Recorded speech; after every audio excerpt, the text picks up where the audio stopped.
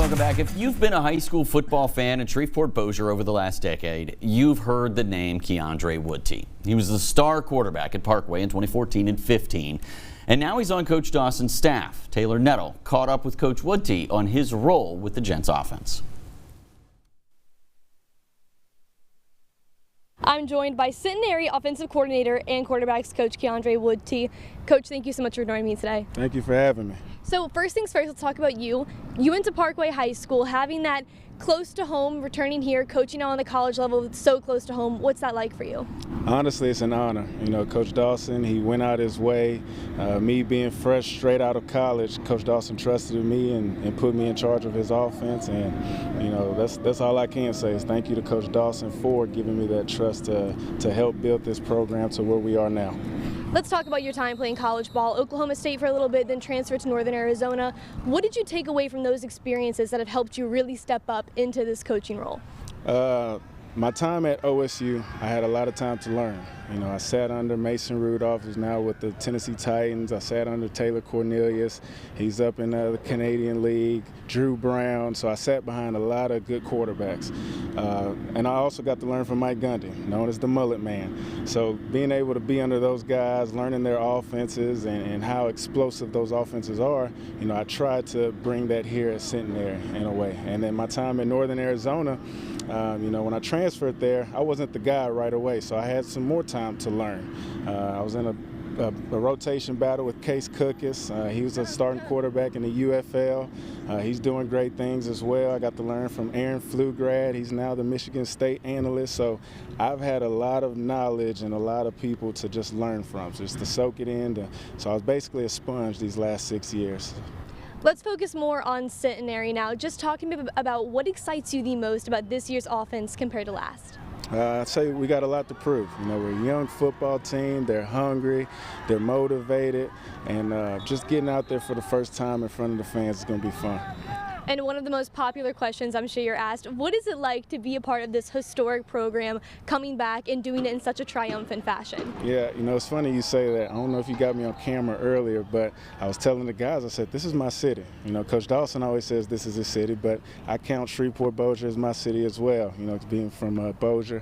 And it just means a lot, you know, being at the first college in Louisiana, the oldest college, and bringing back football, it's a great thing to do, especially back at home. Well, Coach Woodtee, thank you so much for joining me today. Thank you for having me. We'll send it back to you in the studio. All right, thanks, Taylor. Coach Woodtee's been on your staff for a little more than a year now. You coached against him in high school when you were the head coach at Evangel, right? And he was the star quarterback at Parkway. What did you see in him to take that chance on a young guy and bring him into the program? Well, you know, he was very sharp, and you know, when I talked to his references, they all said that, hey, this young man is special. He's sharp. He knows the game. And then he was a high character guy. But I also knew he was a young man that could connect to the recruits. And so I thought that was very important. And Keandre is a great quarterback coach. He's a great offensive coordinator. He's an amazing recruiter. And that's very important. And so he does a great job. And that's a testament to the way he was raised. His parents did a great job. He's a military kid. And so he's just an amazing guy for sure. I would call him a relentless recruiter. You know, I told you off the air that, you know, a lot of times I'm shooting one of the best games in town where there's the most talent at these high school games, and I talk to him every single week on the sideline, and it feels like he's connecting with those kids. Is that what makes him such a good recruiter, is that he's just so personable and he can talk to these kids on their level? Yes, yes. He's never met a stranger. He can get along and talk to anyone, and I think that's very important when you're recruiting. X's and O's, what does he bring? Oh man, you know, he did a great job at Parkway. He's been under Mike Gundy. He went up through college ranks, and you know, he's been under some great coaches. You know, he's played behind Mason Rudolph and other great players, and so just I think you put it all together with his experience and what he's always willing to learn. You know, going out seeking help, mentors, and guidance. I think that's helped him to grow real fast. I mean, obviously that's not the only thing you're looking at when you're hiring a coach. Right. But does it help that he's a local guy and this is his city? It's just like it's your city. Yes, you know, and you know that's very important to me.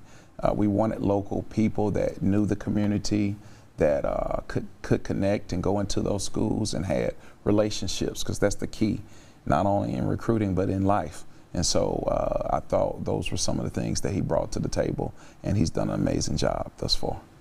Is he, now we grow, is he growing into that role? Oh yeah, and you know, we're all growing. You know, this is harvest season, this is growth time.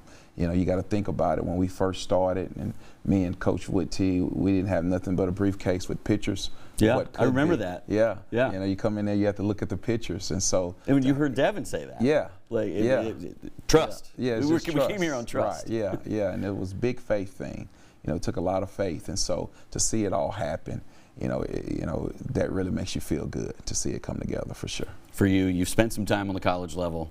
First college head coaching job. Yes. How are you adjusting to it? Well, you know, this is a joy, but it's also a challenge. Yes. And so it's a great opportunity, though. I look at it like an adventure. Yeah. You know, you're going like a roller coaster up and downs.